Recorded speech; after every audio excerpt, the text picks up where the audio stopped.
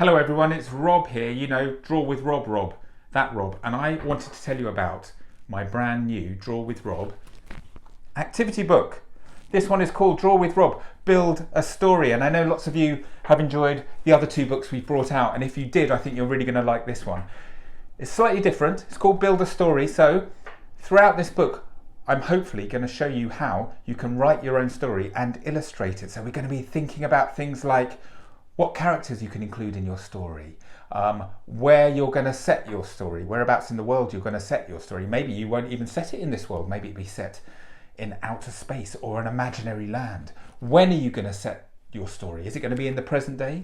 Is it going to be in the ancient past or in the distant future?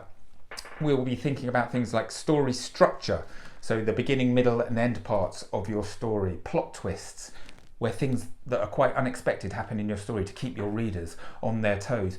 And we're going to do it in such a fun way because the book is full of loads and loads of draw-alongs of things like unicorns and knights and evil queens and all that sort of stuff, superhero teddy bears.